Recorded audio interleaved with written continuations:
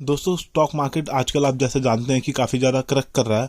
तो इसके पीछे काफ़ी सारे रीज़न हो सकते हैं कि रुपये कमज़ोर हो रहा है डॉलर के मुकाबले, इंटरनेशनल मार्केट में, यूएस मार्केट में सेलिंग हो रही है, मार्केट वहाँ का गिर रहा है। कोई पॉलिटिकल रीज़न हो सकता है, या फिर एफआई सेलिंग कर रहे हैं हर रोज़, थोड़ा थोड़ा करके माल अपना अच्छी क्वांटिटी में बेचते जा रहे हैं। तो एफआई को तो बहाना चाहिए स्टॉक मार्केट में अप प्रॉफिट बुकिंग करने का या सेलिंग करने का।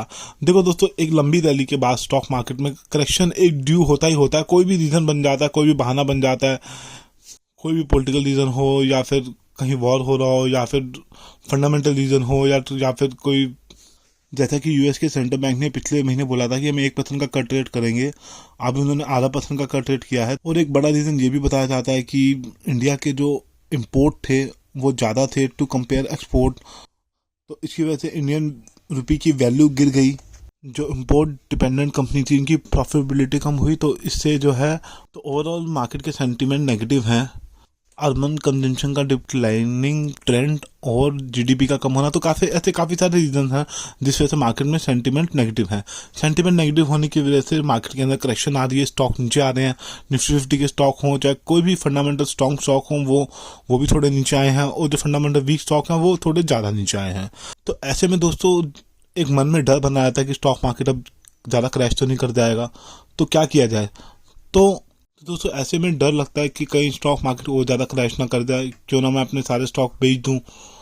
मन में एक ख्याल ये भी आता है। लेकिन जो समझदार इन्वेस्टर है वो कोशिश करता है कि मैं क्यों ना इस मौके का फायदा उठाऊं, जो स्टॉक क्रैक किए हैं, अच्छे स्टॉक, फंडामेंटल स्ट्रॉन्ग स्टॉक, अच्छी कंपनी के बिजनेस, अच्छी कंपनी के स्टॉक में थोड़ा एवरेज आउट करूं, थोड़ा पोजीशन अपनी और बढ़ाऊं। या फिर अगर आपने म्यूचुअल फंड में इन्वेस्ट किया, फंड मैनेजर आपका अच्छा है, उसका ट्रैक रिकॉर्ड अच्छा है, अच्छे ग्रुप के पास आपका पैसा है जो आपके बिहाफ पे स्टॉक मार्केट में पैसा लगा के आपको अच्छा रिटर्न निकाल के दे रहा है, अभी तक पास में उसने अच्छा रिटर्न निकाल के दिया है, तो ऐसे फंड में क्यों ना जो समझदार इन्वेस्टर होता है वो अपनी पोजीशन थोड़ी बढ़ाता है, थोड़ा इन्वेस्टमेंट और करता है। देखिए, जब हम मार्केट में कुछ सामान खरीदने जाते हैं तो वहाँ सेल लगी होती है, कुछ चीज़ ऑफ, अगर कुछ डिस्काउंट मिल रहा होता है तो वहाँ पे ज़्यादा भीड़ होती है। जो डिस्काउंट वाला सामान होता है वो जल्दी बिक जाता है, वहीं पे जिस पे डिस्काउंट नहीं होता वहाँ पे थोड़ा टाइम लगता है बिकने में, लेकिन लेट बिकता है। तो स्टॉक मार्केट में भी यही होता है, आपको सस्ते में चीज़ को लेना है और महंगे में उसको बेचना है। जब मार्केट क्रैक करती है तब हमें डरना नहीं चाहिए, तो तब हमें थोड़ा थोड़ा करके इन्वेस्ट करना चाहिए। मैं आप किस तरीके से इन्वेस्ट करता हूँ मैं बताता हूँ। मैं 3 हिस्सों में इन्वेस्ट करता हूँ। अगर मेरे पास 100 रुपये है इन्वेस्ट करने को, तो उनको 3 पार्ट में डिवाइड कर देता हूँ, टुकड़े टुकड़ों में, 3 हिस्सों में बाइंग करके टुकड़े टुकड़ों में इन्वेस्ट करता हूँ। जैसे अभी मार्केट टूटी है तो मेरा जो एक हिस्सा है वो मैं इस स्टॉक मार्केट में इन्वेस्ट करूंगा, अच्छे फंडामेंटल स्ट्रॉन्ग स्टॉक में। निफ्टी 50 के जो अच्छे स्टॉक्स हैं, या निफ्टी नेक्स्ट 50 में जो अच्छे स्टॉक हैं, उनके अंदर थोड़ी थोड़ी मैं इन्वेस्टमेंट करूंगा जो ज़्यादा क्रैक किए हैं अपने पीक से। दोस्तों मैं सच्ची बात बोलूं, जो फंडामेंटल स्ट्रॉन्ग स्टॉक हैं वो इतने ज़्यादा गिरे ही नहीं है। 10-12%, 5%, 7% तक ही उनके अंदर करेक्शन आई है, इससे ज़्यादा वो गिरे ही नहीं है। जो फंडामेंटल थोड़े वीक स्टॉक थे, जिनके अंदर अर्निंग अच्छी नहीं आ रही थी, या उनकी उनके प्रॉफिट अच्छे नहीं आए, रिजल्ट अच्छे नहीं आए, इस वजह से उनके अंदर करेक्शन आई। लेकिन दोस्तों अगर बिजनेस मॉडल कंपनी का अच्छा है, एक्सपेंशन के प्लान अच्छे हैं, तो इन फ्यूचर भी वो कंपनी बाउंस बैक करेगी और अच्छा रिटर्न देगी अपने इन्वेस्टर को। तो मेरे हिसाब से हमें अच्छी क्वालिटी बिजनेस में इन्वेस्ट करना चाहिए, जिसका ट्रैक रिकॉर्ड अच्छा हो, जिसका बिजनेस मॉडल स्ट्रांग हो, और एक्सपेंशन के प्लान अच्छे हों, जो कंपनी डिविडेंड देती हो, बोनस देती हो, और मार्केट की गिरावट के साथ वो भी थोड़ा नीचे आई हो।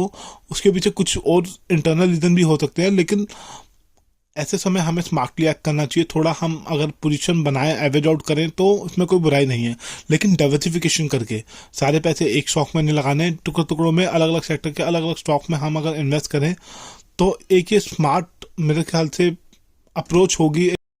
स्मार्ट इन्वेस्टर इसी हिसाब से इन्वेस्ट करता है गिरती हुई मार्केट के अंदर। इस वक्त बात करें तो निफ्टी जो है अपने सपोर्ट पे खड़ी है, और मैं ऐसा नहीं कहता कि निफ्टी यहाँ से नीचे नहीं गिर सकती, निफ्टी यहाँ से थोड़ा करेक्ट भी कर सकती है, ऊपर भी जा सकती है, कुछ भी हो सकता है मार्केट के अंदर। लेकिन जो स्मार्ट इन्वेस्टर है वो ये देखता है कि जो अच्छे स्टॉक्स हैं वो मुझे करेक्शन पे मिल रहे हैं, क्यों ना उसके अंदर थोड़े थोड़े टुकड़ों टुकड़ों में मैं इन्वेस्ट करूँ। पर्सनली मैं तो इसी तरीके से इन्वेस्ट करता हूँ। मैंने तो कुछ अब थोड़ी सी बाइंग भी की है निफ्टी 50 के स्टॉक में और निफ्टी नेक्स्ट 50 के स्टॉक में। जो ज़्यादा करेक्ट किए थे और जिनके फंडामेंटल स्ट्रांग थे उनमें थोड़ी थोड़ी मैंने इन्वेस्टमेंट की है, और अगर वो 19 गिरते हैं तो थोड़ा मैं टुकड़ों में और इन्वेस्ट करूँगा।